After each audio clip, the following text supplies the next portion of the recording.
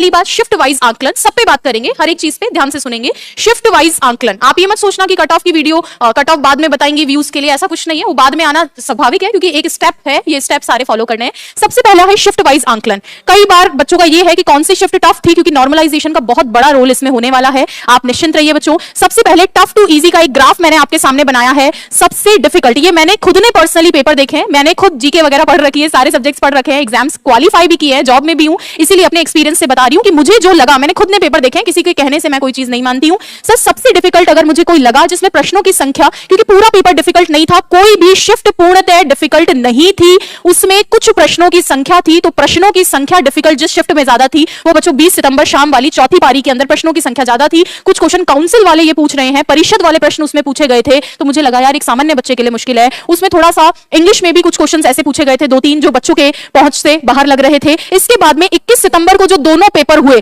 21 सितंबर वाले भी कम नहीं थे, बराबर टक्कर दे रहे थे 20 वाली पारी को, हल्का सा कम कहूंगी, बहुत ज्यादा कम नहीं। 21 वाले पेपर भी बहुत ज्यादा पीछे नहीं थे। जिन बच्चों का 21 तारीख को था, पानी प्लीज ले आना थोड़ा सा धुल के इसको,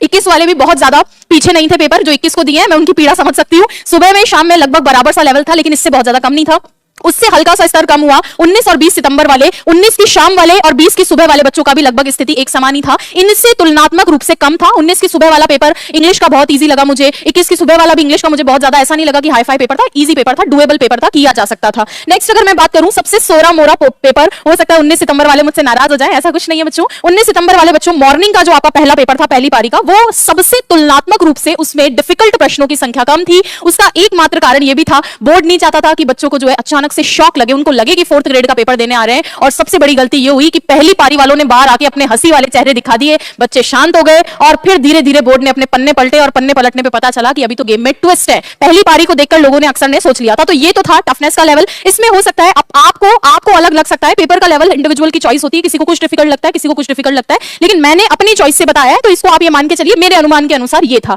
इसके बाद में सेकंड पारी पे अगर मैं चलूं, ये जो पढ़ने वाले बच्चे हैं जो घूम घूम के 90-100 का गीत गा रहे हैं कि भैया हमारे 90-100 सही है, उन बच्चों की अगर मैं बात करूं, उन्होंने लगभग ऑन एन एवरेज 100 से 115 अटेम्प्ट किए होंगे, सिर्फ 100 से 115 अटेम्प्ट किए होंगे उन्होंने, और उसमें से उनके करेक्ट बैठे होंगे 77 से 87 के बीच में। कोई और धुआंधार परफॉर्मर है तो मुश्किल से मान लो 92 के आसपास पहुंचा होगा, 92 प्लस माइनस मान लो 92 धुआंधार परफॉर्मर की बात करी। उसका कारण है कि 100% एक्यूरेसी नहीं हो सकती है, हम कोई भगवान नहीं है। कोई तुम्हें बोल रहा है कि मैं तो 112 अटेम्प्ट करके आया, तो 112 तुम खुद सोचो 112 सही हो सकता है क्या? मान लो 112 वो करके भी आया, तो उसमें से गलत होना 10% तय है बच्चों, क्योंकि 10% नेगेटिव का रूल समझ लो तुम, जैसे अपन लोगों ने रूल पढ़े हैं ना इंग्लिश में, वैसे ही नेगेटिव का रूल होता है और वो नेगेटिव होने ही है, उसमें कुछ भी नहीं है बच्चों, कुछ भी नहीं है। नेगेटिव 10-15 गलत होना और उनकी वजह से 5 अपने प्रश्न चले जाना, ये स्वाभाविक है। तो अटेम्प्ट करने के 20 प्रश्न घेरे में रहते हैं, क्योंकि कुछ तो हट चुके हैं, गलत हो गए, और उनके एवज में जब नेगेटिव का नंबर कटेगा तो वो और मिला ले।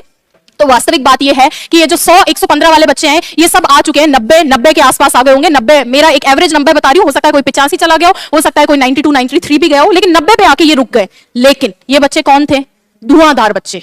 धुआंधार बच्चे रहेंगे क्या 4th ग्रेड में? आप बताओ, एक ऑन एन एवरेज धुआंधार बच्चा 4th ग्रेड में रहेगा क्या? क्यों नहीं रह पाएगा 4th ग्रेड में मैम ये धुआंधार बच्चा? क्योंकि धुआंधार बच्चा इंतजार कर रहा है उसकी ज्वाइनिंग का दूसरी परीक्षाओं में। बच्चों कट ऑफ कम ही रहेगी, उसका एकमात्र कारण है कि वो धुआंधार बच्चा जो इतने नंबर ले आया है 90 तक भी, उसको यहां तो रहना नहीं है, वो क्यों तुम्हारी सीट खाएगा, और उसको खाने भी नहीं देंगे। आलोक राज्य का स्पष्ट कर दिया है उन्होंने कि इसका रिजल्ट लेट आएगा, और कब आएगा उस पर भी चर्चा करेंगे। सर पटवार भर्ती लगभग आपके जो 3,500 पद है, पुलिस भर्ती के जो आपके पद हैं बच्चों लगभग 10,000 के आसपास, जेल प्रहरी के आपके 1000 पद मान लो, वीडियो के 1000 पद मान लो, और कुछ व्यक्ति तो फॉर्म भरकर एलडीसी बन चुके हैं, तो वो तो अब क्या ही देंगे, उनको भी साइड में कर ही दिया है। ग्रेड 1, ग्रेड 2 और ग्रेड 3 इस रीट मेले की धुआं में लगे हुए हैं कई लोग कि भैया हम तो बनेंगे 4th में जाना ही नहीं, हमको तो 3rd में ही जाना है। तो ये प्लस नॉर्मलाइजेशन, ये नॉर्मलाइजेशन कट ऑफ को आगे नहीं जाने देगा। चौथी पारी वाले हैं, निश्चिंत रहो, तुम्हारा पेपर बुरा हुआ है, अपने मन में एक तुम्हें शंका लेने की जरूरत नहीं है। 21 वाले बच्चों को शंका लेने की जरूरत नहीं है। इस बार तो ये तय है कि हर एक पारी से बच्चों को लिया जाएगा, तो आपको 1% भी सोचने की जरूरत नहीं है, 1% भी सोचने की जरूरत नहीं है। ठीक है क्या? अब देखेंगे बच्चों, ये बारी हो गई, मैंने सबकी बताई। अब कुछ बच्चे मुझे बार बार लिखकर भेज रहे हैं कि मैम इंग्लिश में 15 में से 15 है, बट आप मेरी बात समझिए, आप चैनल से पढ़े हैं, आपने कई बार हो सकता है 100 डे सीरीज, 15 डे सीरीज, पता नहीं कौन कौन सी सीरीज का हिस्सा बने होंगे, तब जाके 15 में से 15 होंगे। मैं एक एवरेज स्टूडेंट की बात करूं जो लगभग अलग अलग जगहों से पढ़े होंगे, टेस्ट भी दिया होगा, सबको ध्यान में रखते हुए अब सुनेंगे मेरी बात ध्यान से। और हो सकता है थोड़ा बहुत ऊपर नीचे हो भी सकता है, क्योंकि दूसरे पेपर्स, दूसरे सब्जेक्ट्स भी हैं। अब ये तो कट ऑफ कम रहने का कारण। अब आ जाइए सर, आपका जो है कट ऑफ की बारी, जो कि बोर्ड पे अब आ गई है, जिसका तुम्हें बेसब्री से इंतजार था, जो देखने के लिए तुम वीडियो लास्ट तक देख रहे हो। चलो आ जाओ, बॉयज की कट ऑफ की अलग से बात करूंगी, लड़कियों की कट ऑफ की अलग से बात करूंगी, और आपके विडो, डाइवोर्सी और टीएसपी एरिया की भी अलग से बात करूंगी। सभी कट ऑफ को मैंने लगभग पिछले 3 साल के रिजल्ट का ट्रेंड देखा है। मैंने रीट 2023 और रीट महाकुंभ 50,000 भर्ती वाले, वहां से लेकर अभी पशु परिचर के मेले तक सब रिजल्ट को एनालिसिस किया है। अब देखो बॉयज की कट ऑफ की अगर बात करें तो बच्चों, बॉयज की कट ऑफ यहां पर मैंने लिखी है 80 प्लस -2। इससे पहले मैंने एक वीडियो बनाई थी कट ऑफ को लेकर,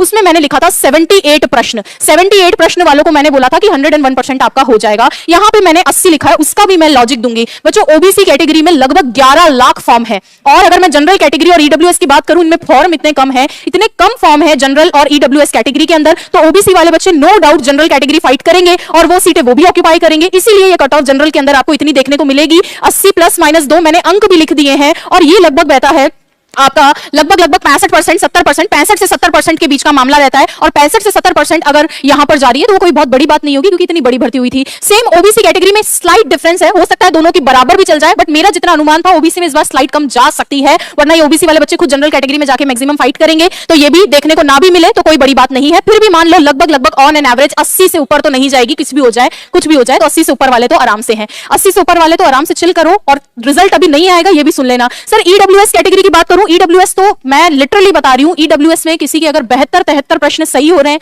चिल करो आप आराम से, आपका होगा 101% होगा। अब चाहे तुम्हें वेटिंग में जबरदस्ती भेजना पड़े, चाहे तुम्हें पहले ही ज्वाइनिंग दिलानी पड़े, चाहे कुछ भी करना पड़े, आराम से होगा 73% वालों का। इसके बाद में एससी एसटी कैटेगरी के अंदर हल्का मत समझना, एससी एसटी कैटेगरी में बच्चों ने सबने फॉर्म भरे, पढ़ने लग गए टाबर उधर भी, तो उधर देख लो 70 और 68 प्रश्न है। एससी के अंदर थोड़ा सा रहेगा क्योंकि नंबर ऑफ कैंडिडेट्स बड़े हैं, तो यहां पर थोड़ा सा कट ऑफ ज्यादा जाने की संभावना है। ये तो अपन ने लिख दिया general, OBC, EWS, SC ST की। अब इनसे आप अंक मिला लो चाहे प्रश्न मिला लो, दोनों ही आपके सामने लिखी हुई है। अब इसके अलावा एक कैटेगरी यहां पे इन्होंने मुझे लिखकर देना भूल गए, MBC category. Sir MBC category भी लगभग आप मान के चलिए यही ईडब्ल्यूएस के आसपास ही रहेगी, एमबीसी की बहुत ज्यादा कम नहीं रहेगी, इन्हीं दोनों कैटेगरी के बीच में रहेगी। तो मैं ईडब्ल्यूएस के साथ ही लिख देती हूं एमबीसी की कैंडिडेट्स हैं, और उसको लगभग ईडब्ल्यूएस से हल्की सी कम रहेगी, बहुत ज्यादा डिफरेंस देखने को मिलेगा नहीं। तो ये जो एमबीसी वाले मेरे बच्चे हैं वो भी एक बार देखेंगे कि उनकी कट ऑफ में भी बहुत ज्यादा कोई डिफरेंस देखने को नहीं मिलेगा। क्लियर है क्या? चलिए अब आ जाइए इस तरफ देखेंगे। सर विडो, डाइवोर्सी और टीएसपी मैंने साइड में लिख दिया है। गर्ल्स अभी रुक जाए, लड़कियों की बारी अब आएगी।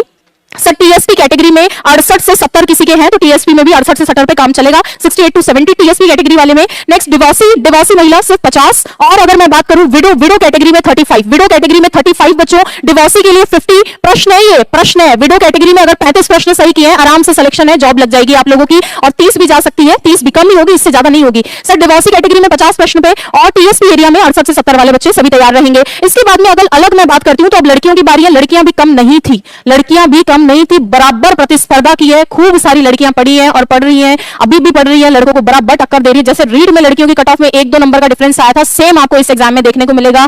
सर जनरल कैटेगरी में लड़कियां 75 प्लस -2 की कैटेगरी है, वही ओबीसी वाली गर्ल्स भी उसमें फाइट करेंगी। ओबीसी कैटेगरी में 74 प्लस -2, क्योंकि बहुत ज्यादा डिफरेंस नहीं आएगा, ओबीसी में गर्ल्स बहुत ज्यादा पढ़ने लग गई हैं अब, तो वो वाली कैटेगरी भी आपको देखने को मिलेगी। अंक मैंने इधर लिखी दी है। ईडब्ल्यूएस और एमबीसी कैटेगरी इधर आ जाइए, 70 पे आपका होने का संभावना है। एससी और एसटी कैटेगरी 68-66, तो गर्ल्स और बॉयज की कट ऑफ में बहुत ज्यादा डिफरेंस नहीं मिलेगा, क्योंकि लड़कियों ने भी धुआंधार परफॉर्मेंस दिया है। क्लियर है क्या? अब ये आपकी गर्ल्स की कट ऑफ थी। इसके बाद में अगर हम